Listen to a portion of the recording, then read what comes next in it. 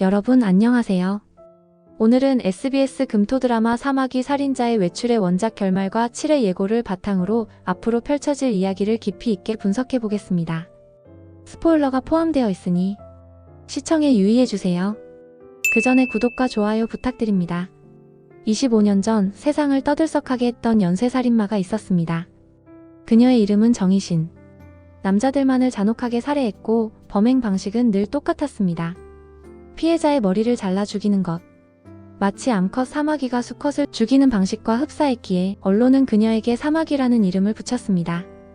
정희신은 결국 체포되었고 모든 범죄를 자백하며 스스로 감옥에 들어갔습니다. 그런데 여기엔 조건이 있었습니다. 자신 때문에 아들의 삶이 망가지지 않도록 아들의 이름과 신분을 바꿔달라는 것. 그 대가로 그녀는 자백했고 25년간 감옥에 머물렀습니다. 그녀의 아들 차수열은 경찰이 되었습니다. 겉으로는 정의를 위해서였지만 속마음은 달랐습니다. 엄마를 증오했기에 엄마의 죄를 속죄하겠다는 다짐으로 경찰이 된 것이죠. 하지만 운명은 그를 엄마에게 다시 데려다 놓습니다.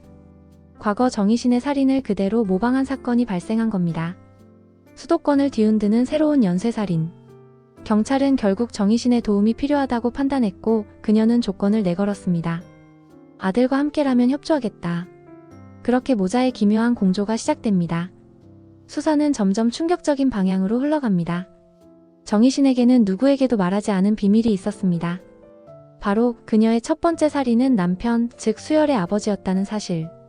겉으로는 평범했지만 밤이면 술과 폭력이 일상이었던 남자. 폭력이 아들에게까지 향하자 이신은 칼을 들었습니다. 그리고 실신한 남편을 우물에 던졌죠. 이것이 그녀가 연쇄살인마가 된 출발점이었습니다. 수열은 충격을 받습니다.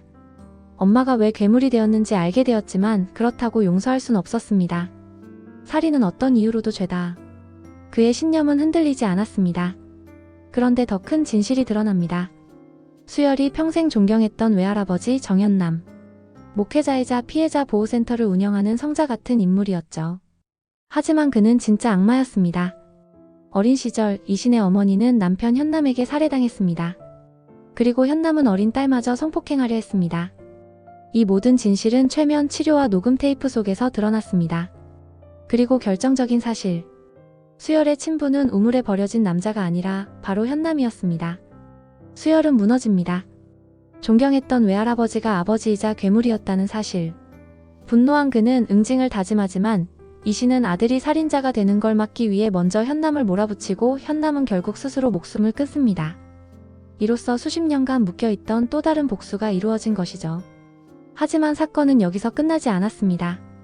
모방범의 살인은 계속되었습니다. 특히 이신만이 알던 습관, 살인 직전 부르던 자장가까지 재현되며 범인이 현장에 있었음을 암시합니다.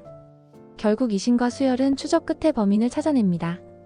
그 정체는 다름 아닌 수열 아내 정연의 지인이었습니다. 어린 시절 학대와 혼란 속에서 자란 그는 아버지를 미워하며 사마귀를 동경했고 결국 모방범이 되어버린 것이었습니다.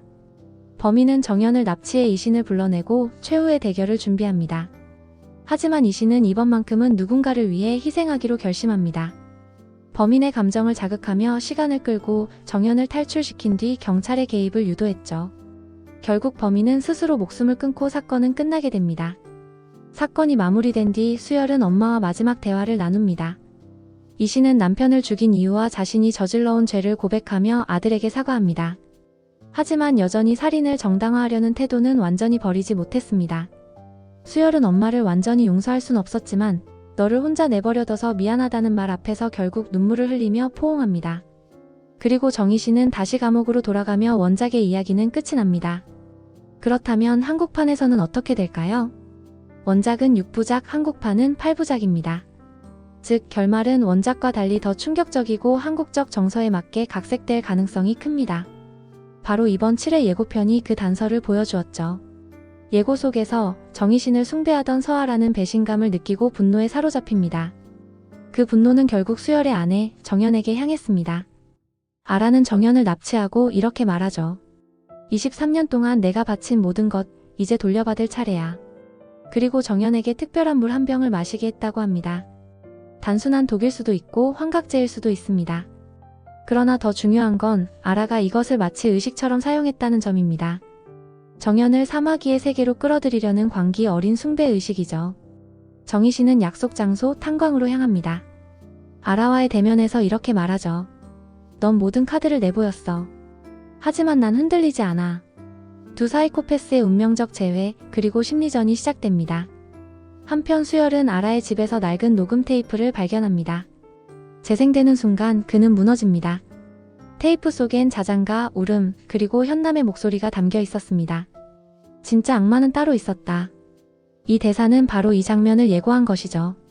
7회와 8회에서 전개될 수 있는 가능성은 크게 세 가지입니다. 첫째, 응징의 종결. 정희 씨는 아라의 숭배를 거부하고 정연을 구하며 파국을 끝냅니다. 아라는 체포 직전 무너지고 정희 씨는 다시 감옥으로 돌아갑니다. 둘째, 구조적 악의 폭로.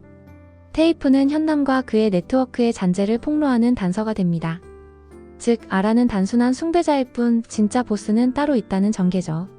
셋째, 회복과 연대의 서사. 정연이 피해자에서 생존자이자 증언자로 변모합니다. 자장가는 공포의 신호에서 저항의 노래로 반전되고 결국 수열과 정연이 중심이 되어 새로운 정의를 세우는 방식으로 끝날 수도 있습니다. 여러분은 어떻게 생각하시나요? 한국판의 결말은 원작처럼 모자의 불완전한 화해일까요? 아니면 더 냉정한 법적 결말로 끝날까요? 그리고 진짜 악마 정연남의 과거는 어떤 방식으로 폭로될까요?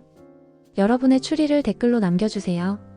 저는 다음 리뷰와 예고 분석으로 다시 찾아오겠습니다. 구독과 좋아요 부탁드려요. 시청해주셔서 감사합니다.